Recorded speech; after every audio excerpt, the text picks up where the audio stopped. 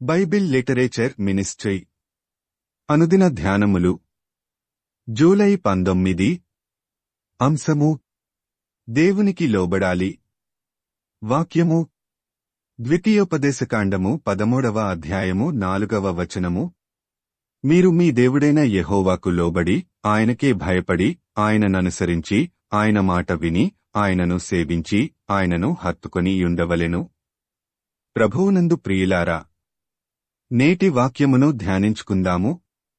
నిస్సహాయ స్థితిలో తప్ప మనం ఎవరికీ లోబడి ఉండలేము. గత్యంతరం లేకపోతే తప్ప ఒక మనిషి ఇంకో మనిషికి లోబడి ఉండలేడు.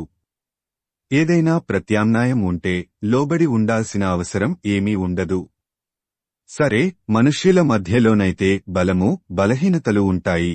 ఎవరి టాలెంట్స్ వాళ్లకుంటాయి. తాడెక్కేవాడు ఒకడుంటే వాడిని తలదన్నేవాడు ఇంకొకడుంటాడు. కాబట్టి మనుష్యుల మధ్యలో లోబడి ఉండటం అనేది వారి బలాన్ని బట్టి ఉంటుంది. మరైతే మనిషి దేవునికి లోబడి ఉండలేకపోవడానికి కారణం ఏమిటి? ప్రపంచంలో ఏ మనిషైనా దేవుని కంటే గొప్పవాడా, శక్తిమంతుడా? అయినప్పటికీ ఎందుకని మనిషి దేవునికి లోబడి ఉండలేకపోతున్నాడంటే అందుకు కారణం దేవుడు మనిషికి ఇచ్చిన ఆరోగ్యమే. ఈ ఆరోగ్యమే మనిషి గర్వానికి, అహంకారానికి, అవిధేయతకు కారణం. ఈ ఆరోగ్యమే మనిషి దేవునితో సహా ఎవరినీ లెక్క చెయ్యకపోవడానికి కారణం. దేవుడు మనిషికిచ్చిన ఆరోగ్యము, తెలివితేటలను ఆధారము చేసుకొని నేను ఎలాగైనా బ్రతకగలను అన్న ధీమాతోనే దేవుణ్ణి లెక్క చెయ్యకుండా అవిధేయతతో జీవిస్తున్నాడు. అవిధేయులైయుండుట మానుకొని మీ దుష్టక్రియలను బట్టి ఎవడునూ ఆర్పివేయలేనంతగా నా ఉగ్రత అగ్నివలె కాల్చుకుండునట్లు యెహోవాకు లోబడియుండుడి. యిర్మీయా 4:4. దేవుని ఉగ్రత మన మీదికి వచ్చేలోపు మనము దేవునికి లోబడకపోతే మనకి వచ్చే శ్రమలకు మనదే బాధ్యత.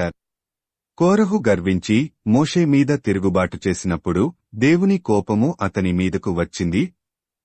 అతను ఏమాత్రమూ పశ్చాత్తాపపడకపోవడం వలన నశించిపోయాడు. అతడు తన అవిధేయతను విడిచిపెట్టి దేవునికి లోబడి మోషేను క్షమాపణ అడిగినట్లయితే శిక్ష నుండి తప్పింపబడేవాడేమో. మనం కూడా అంతే. దేవుడు మనకిచ్చిన ఆరోగ్యాన్ని, తెలివితేటలను బట్టి చాలా గర్విస్తాము. చాలామంది గర్వించి తమను తాము హెచ్చించుకొని కోరహులా నాశనమవ్వడానికైనా సిద్ధపడతారు. కాని దేవునికి లోబడి తమ్మును తాము తగ్గించుకోరు. ఐగుప్తు దాసత్వము నుండి కాపాడమని ఇశ్రాయేలీయులు దేవునికి మొర్ర పెట్టినప్పుడు దేవుడు మోషేను పంపించి 10 తెగుళ్ల ద్వారా ఐగుప్తీయులను బాధపెట్టి ఇశ్రాయేలీయులను విడిపించి కనాను దేశమును తీసుకొచ్చే క్రమంలో అరణ్యమార్గంలో ఇశ్రాయేలీయులు దేవునికి అవిధేయత చూపించారు. అందువలన దేవుడు వారిని అరణ్యములోనే నశింపచేశాడు. దేవుడు వారికి చేసిన మేలులను బట్టి దేవునికి కృతజ్ఞత కలిగి ఉండకపోగా తిరుగుబాటు చేశారు. మనం కూడా ఇశ్రాయేలీల వలె దేవుడు చేసే మేలులను బట్టి కృతజ్ఞత చూపించకుండా దేవుని మీద తిరుగుబాటు చేస్తున్నాము. కాబట్టి లోబడనొల్లని ప్రజలను దేవుడు శిక్షిస్తాడు. మీరు లోబడనొల్లని ప్రజలు గనుక నేను మీతో కూడా రాను. నిర్గమకాండము 33:3. లోబడని వారితో దేవుడు ఉండడు. కాబట్టి వారికి వచ్చే శ్రమలు, కష్టాలు, బాధలు వారిని నాశనం చేస్తాయి. దేవుడు మనకిచ్చిన ఆరోగ్యానికి, తెలివితేటలకు దేవునికి కృతజ్ఞత చూపించి దేవునికి లోబడి ఉందాము. ప్రార్థించుకుందాము. ప్రభువా, ఈ లోకంలో మేము జీవించినంతకాలము నీవు మాకు ఇచ్చిన ఆరోగ్యము, తెలివితేటలను బట్టి గర్వించక నీకు లోబడి ఉండే మనస్సు మాకు దయచేయమని యేసయ్య నామమున అడుగుతున్నాము తండ్రి. ఆమేన్. ప్రభువునందు ప్రియులారా, మార్కు సువార్త 16వ అధ్యాయము 15వ వచనములో మీరు సర్వలోకమునకు వెళ్లి సర్వసృష్టికి సువార్త ప్రకటించుడి అని యేసు ప్రభువు చెప్పాడు.